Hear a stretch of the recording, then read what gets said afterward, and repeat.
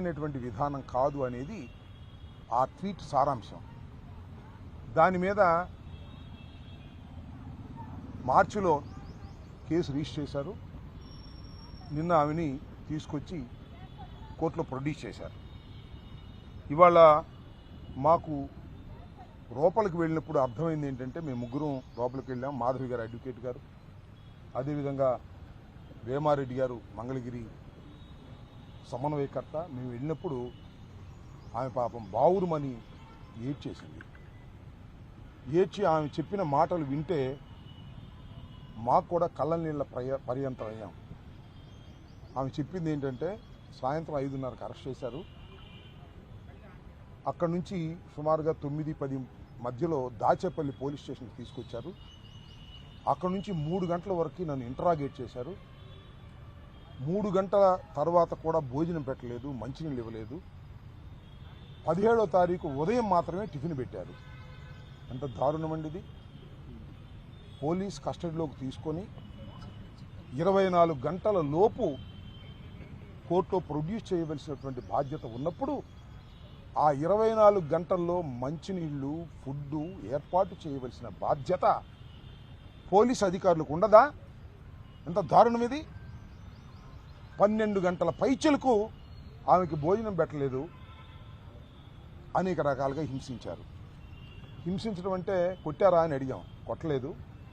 Magistrate గారి ముందు కూడా, ఏదైతే 17వ తారీఖు సాయంత్రం మ్యాజిస్ట్రేట్ గారి ముందు హాజరుపరిచినప్పుడు కూడా ఆమె కొన్ని విషయాలు మ్యాజిస్ట్రేట్ గారి దగ్గర చెప్పింది. నన్ను ఇబ్బంది పెట్టారండి, ఫుడ్ పెట్టలేదండి, అనరాని మాటలు అన్నారండి, నోటికి చెప్పలేని మాటలు అన్నారండి అని చెప్పింది. ఇవాళ మాకు కొన్ని విషయాలు చెప్తే బాధేసింది. ఏమ్మా, నువ్వేం పెద్ద గొప్ప అనుకుంటున్నావా? నువ్వు ఆ మాటలు చెప్పొచ్చో చెప్పకూడదో కూడా నాకు తెలియదు. ఎక్కడ పడితే అక్కడ పడుకునేదానివి. నీకు పెద్ద పెద్దోళ్ళు వస్తారా? ఎవడు రాడివాళ్ళ, ఏ ప్లేటర్ రాడివాళ్ళ? వస్తే నేను చూస్తాను. నీ మీద వ్యభిచారం కేసు పెడతాను, వ్యభిచారం కేసు పెట్టి లోపలేపిస్తాను ఒప్పుకోకపోతే అనేటువంటి మాటలు. భర్త పిల్లల్ని కూడా కేసుల్లో ఇరికిస్తాను, జాగ్రత్త, గంజాయి కేసు పెడతాను అని సాక్షాత్తు station house officer CI Bhaskar ఆమెను బెదిరించే కార్యక్రమం చేశాడు. అంతేకాదు ఇంకా చాలా మాట్లాడినాడు. ఎవడొస్తాడు ఇప్పుడు? మహేష్ వచ్చి బొచ్చు మిగుతాడా? జగన్మోహన్ రెడ్డి బొచ్చు మిగుతాడా?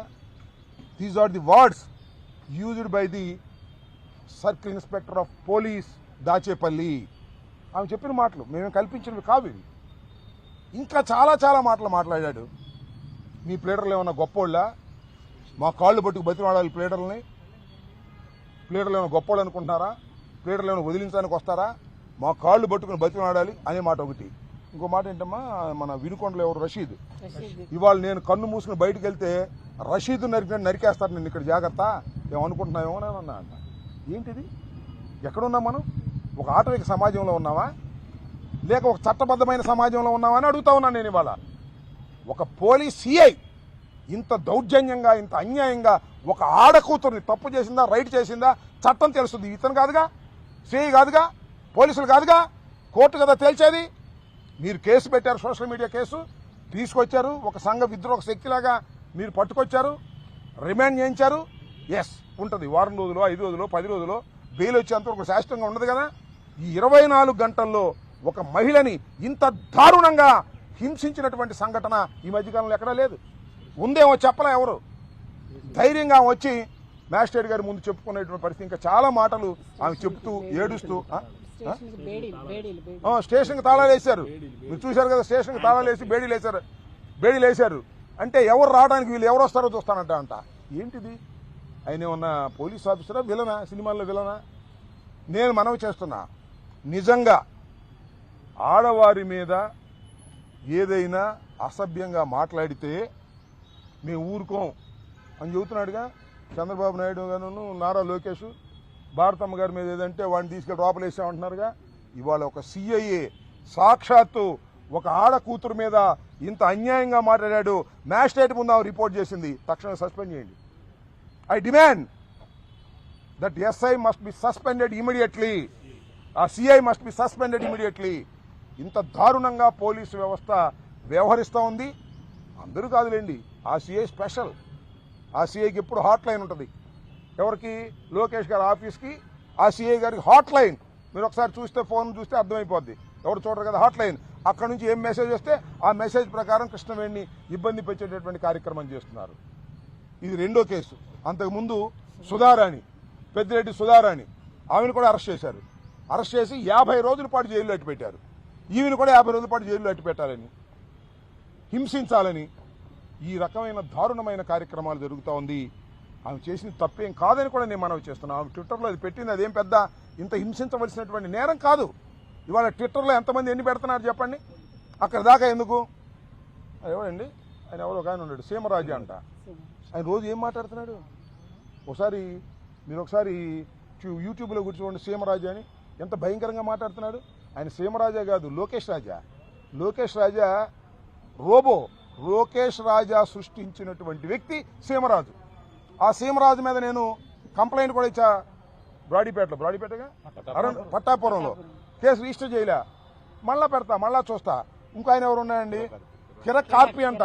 అతనేం మాట్లాడుతున్నాడు చూశారుగా టీవీల్లో, ఎంత దారుణంగా మాట్లాడుతున్నారో. ఇవన్నీ కాకుండా తెలుగు దేశం పార్టీ యాక్టివిస్టులని ముఖానికి జగన్మోహన్ రెడ్డి గారి మాస్క్ వేసుకుంటాడు ఒక ఆయన. జగన్మోహన్ రెడ్డి గారి గురించి, నా గురించి, రోజా గురించి ఎంత పచ్చిగలిగా పూతుతున్నారు. ఏం కనపడవా మీకు? ఏమండి చంద్రబాబు నాయుడు గారు, ఏమండి లోకేష్ గారు, కనపడవా? కనపడదు. ఎందుకంటే ఇవన్నీ మీరే చేపిస్తున్నారు వాళ్ళకి డబ్బులు ఇచ్చి. జగన్మోహన్ రెడ్డి గారి మీద కిరాక్ ఆర్పి, సీమరాజా అందరిని సృష్టించి మీడియాలో చేస్తున్నారు. ఎంత దారుణం అండి ఇది. ఇది చాలా దారుణమైనటువంటి అంశం. ఈ అంశాల మీద యాక్షన్ తీసుకునేంత వరకు మేము న్యాయ పోరాటం చేస్తాం. ఇంతకుముందు సీమరాజా అనే వ్యక్తి మీద నేను కంప్లైంట్ ఇచ్చాను, అది రిజిస్టర్ చేయలేదు. రిజిస్టర్ చేయకపోగా అతను ఇష్టం వచ్చినట్టుగా రోజా గారిని, నన్ను, మరి జగన్మోహన్ రెడ్డి గారిని, నిన్న జరిగితే మన కరుణాకర్ రెడ్డి గారిని ఇష్టం వచ్చినట్టుగా మాట్లాడుతున్నారు. మీరు తక్షణమే ఆయన మీద యాక్షన్ తీసుకోండి. అలా తీసుకోకపోయినట్లయితే మేము లీగల్గా ప్రొసీడ్ అవుతాము. మొన్న కంప్లైంట్ ఇచ్చాను, అది రిజిస్టర్ చేయలేదు.